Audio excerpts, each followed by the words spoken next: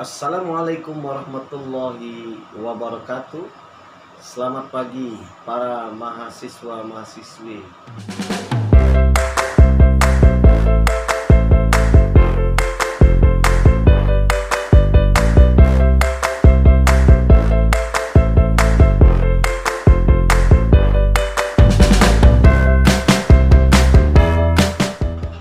Ya, pada pagi hari ini kita akan melanjutkan materi kuliah kita di mata kuliah analisis keamanan pangan dan sistem jaminan halal produk. Baik, materi kita pagi hari ini adalah terkait dengan bagaimana sistem jaminan halal ya untuk suatu produk. Jadi salah satu lembaga pemeriksa halal yang diakui oleh pemerintah adalah LPPOM MUI. Baik, yang pertama yang harus kita pahami adalah apa terminologi tentang produk halal ya.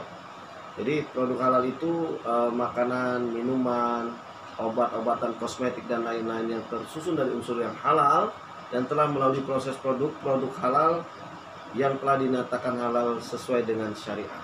Nah, ini diatur dari Undang-Undang Jaminan Produk Halal nomor 33 tahun 2014. Yang kedua, apa sertifikat halal itu? Sertifikat halal ya merupakan fatwa tertulis dari MUI yang menyatakan kehalalan suatu produk sesuai dengan syariah Islam setelah melalui proses audit yang dilakukan oleh LPPOM MUI. Nah, inilah ya. Sertifikat halal itu melibatkan yang pertama adalah fatwa ulama, yang kedua adalah ilmuwan para auditor. Yang ketiga ya adalah sistem jaminan halal. Nah, apa itu sistem jaminan halal? Yaitu sistem pengelolaan terpadu ya terhadap bahan, proses, produk, sumber daya manusia dan prosedur. Nanti yang kita kenal dengan 11 kriteria ya untuk menghasilkan produk halal dan menjamin kehalalannya secara konsisten dan berkelanjutan. Nah, sertifikasi halal dan sistem jaminan halal ini dipengaruhi oleh perspektif syariah. Yang kedua, perspektif bagaimana perkembangan teknologi manajemen dan bisnis ya. Perlu kita ketahui dengan adanya teknologi, konsepnya sesuatu yang bersentuhan dengan teknologi, suatu produk yang awalnya segar bersentuhan dengan teknologi, maka dia bersifat subhat, maka perlu diaudit. Nah, perlu kita ketahui bahwa sistem jaminan halal yang disusun oleh LPPOM MUI ya melalui HAS 23.000. Yang pertama dari 11 kriteria tersebut adalah kebijakan halal ya, sebuah komitmen bagaimana perusahaan tersebut ya memiliki komitmen agar mempertahankan kehalalan produk selama proses produksi dan dinyatakan halal oleh LPPOM MUI. Kemudian BPJPH ya yang akan menerbitkan sertifikat berdasarkan undang-undang.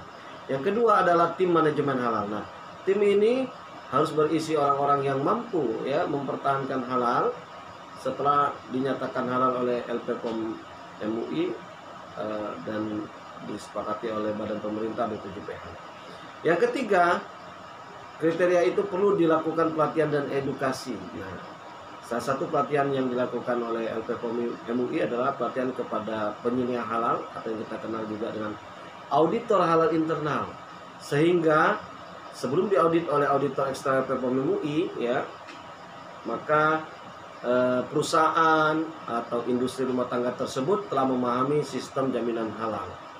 Yang keempat adalah bahan ya, maka bahan ini harus dipastikan bahwa semua produknya harus dilengkapi kalau yang yang dia olahan dokumen halal dan dokumen lain yang mendukung bahwa produk itu tidak tercampur dengan barang dan najis dan sesuai standar LPPOM MUI atau standar halal. Berikutnya adalah produk ya.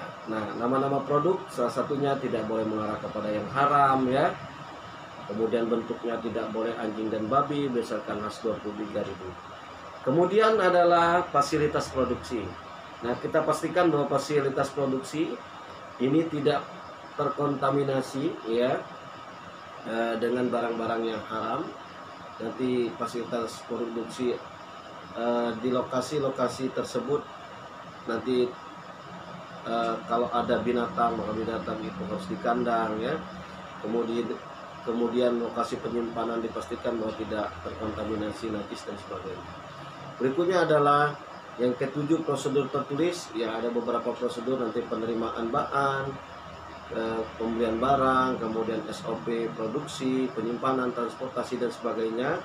Nah, ini harus ada prosedur yang dibuat oleh perusahaan tersebut sehingga menjamin produk tersebut terjaga kehalalannya. Berikut yang 8 adalah kemampuan telusur ya.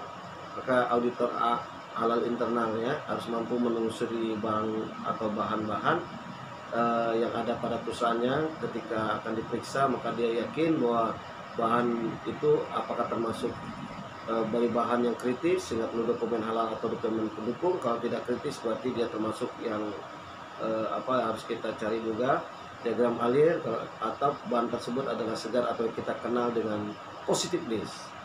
Berikutnya adalah ke-9, penanganan produk yang tidak memenuhi kriteria ya. Nah, ini yang harus ditarik dari pasaran ketika tidak sesuai kriteria halal. Kemudian yang ke-10, perlu melakukan audit internal ya terhadap